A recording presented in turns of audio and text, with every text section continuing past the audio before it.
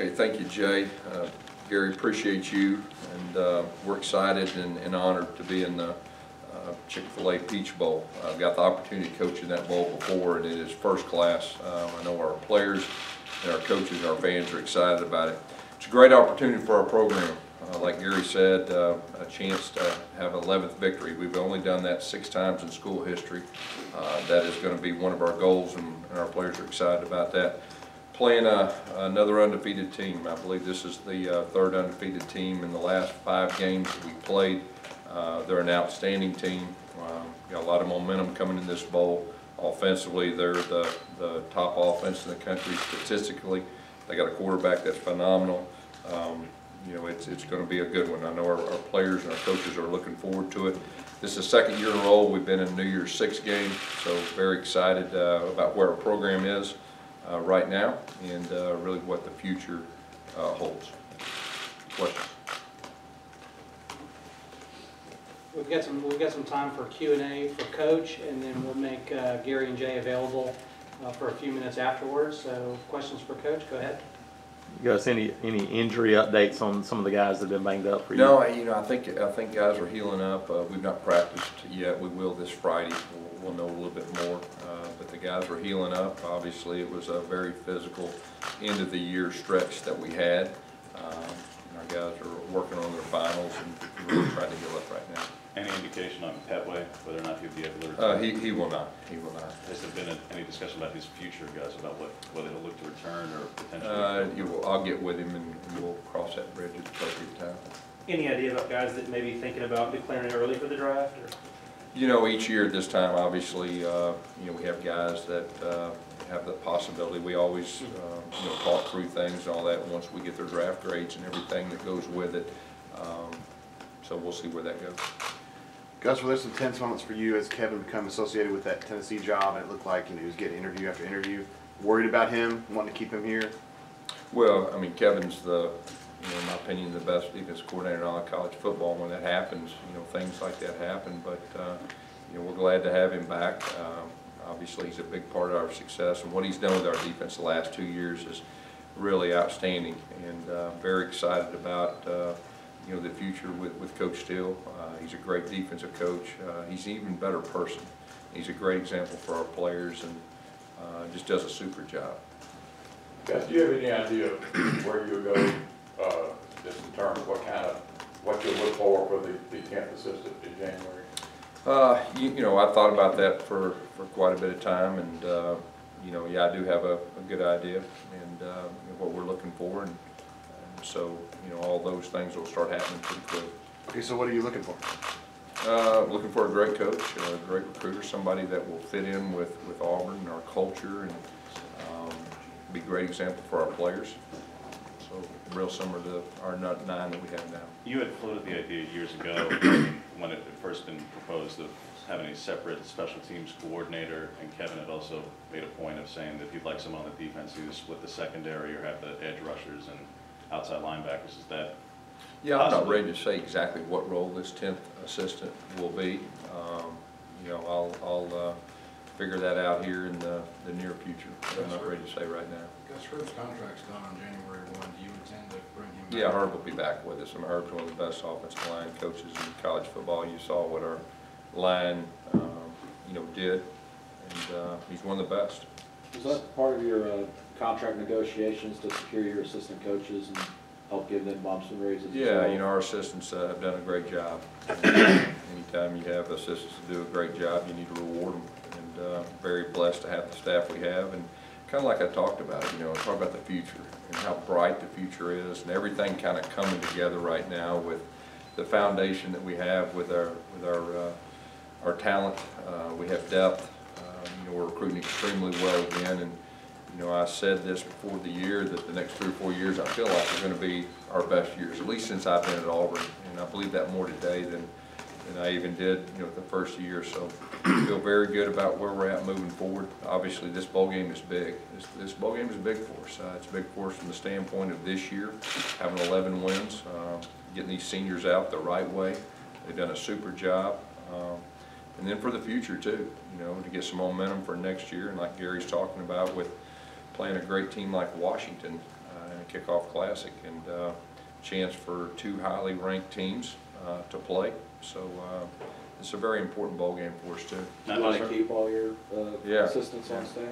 You say not just for Gus, but you also have Travis and Cody's contracts up in January. They also. Yeah, we're going to do everything we can to keep our guys. Gus, this early signing period, how much has it changed things for you guys as coaches? Yeah, it has changed things, and like I said all along, I think this will be a learning experience really for all programs since it's new. But you know, like I said, we're in a great spot right now recruiting. And we'll see, you know, how many sign on the 20th and everything that goes with that. You know, we got plans both ways. But I think it'll be a learning experience for all programs, you know, after it's all said and done this year. On carry on, I know you want to see how he looks when Patrick starts, but overall, do you have an indication whether you think he might be able to play? Well, I know he'll want to play. I mean, he's a great competitor, and all of our guys will want to play. I mean, our guys play for each other, and you know, so we'll see where that goes. I'll have a better idea, you know, once we get out to practice and move around and everything that goes with that. But he didn't require surgery or anything like that? No. How much every coach and every program both want stability, so how much did the length of your new agreement contract kind of mean in that? Yeah, well, first of all, I'm very blessed to be the head coach of the Auburn Tigers, and you know, really looking forward to the future. And anytime you have stability, especially this day and time in college football, I think it gives you an advantage. And we got a very stable program right now. The future's very bright. I think it does nothing but help, you know, with all the above. You want to look at facilities and possibly get an athletics complex of your own, any upgrades? Yeah, you know, right now, you know, we're focused on finishing recruiting strong, and obviously, you know, you're always looking to improve, and we'll see where that goes, and we'll talk about all those things, you know, at the appropriate time. We've got time for 2 or 3 more. I'm sure Coach would love to take some questions on the matchup with UCF. That's a great thing right there. Coach really would. Have you actually had a chance to look at video? Yes, yes, I have. You know, offensively, they're extremely talented. Very impressed with their quarterback. Their skill guys are really something. They have a lot of speed. Defensively, you know, they can run. When you turn on the film, you can see that they have a lot of team speed. You can tell they're well coached. Coach Frost did a super job with his team. And really what stands out to me is their ability to win close games. And they've won close games when the pressure's been the highest. They found ways to win. So an outstanding team. We know they're going to be hungry. They're, like I said, the only undefeated team left out there, so I think that says everything. They've got a linebacker who's an All-American, one of the better players in that conference. Just how do you compare Griffin to SEC linebackers? Oh, yeah, he's right along those lines. I mean, he's got a great motor. He attacks the line of scrimmage. He attacks everything. He plays hard. Good tackler. Good at rushing the passer too. I mean, he's a complete player. And played a team in that same conference a couple years ago in Memphis in a bowl game. How does this team compare to that? Well, I mean, of course, that was a very good team too. But you know, this team's undefeated and playing very good and have beaten some good teams. You know, and like I said, their ability to win close games really stands out to me too. Have you talked to Cameron Fenway about his future plans, whether he expects to come back next year? Yeah, we've talked a few times, and we'll talk more. Like I said, I'm not ready to say right now. Is it possible that he'll be back next year? We'll see. I'll be able to, after I talk with him, we'll see. You talk about the future and how you feel like this team is set up to be good. When you look at the future of Auburn football, what facility enhancements would you like? And I know that was part of your discussions, but what do you personally like to see? And like I said, I think at the appropriate time, you know, I'll talk about all that. Like I said, right now I'm focused on this bowl game. I'm focused on finishing this recruiting class strong. Gus, how much overtime do you kind of, as you go to more bowl games, do you kind of get a better grasp of what the best way is to deal with it? Yeah, I think the more experience you have in anything, it gives you a good reference, and especially when you've been successful and you try to you know, do the things that, as far as your routine, or you hadn't been successful, you try to change things up. So we've had a lot of experience, and we feel like we've got a very good plan for this year. You know, we're going to start practice Friday, and we'll be here, I believe, for 6 practices. And then once we go to the bowl site, we've got a good plan as far as that goes. And like I said, I think the biggest thing right now is our team's hungry. Our team's excited to play in this game against the only undefeated team left. And like I said, we're extremely motivated from the standpoint of a chance to win 11 games. And you know, the tradition we have here at Auburn is one of the best in the country. It's only been done 6 times.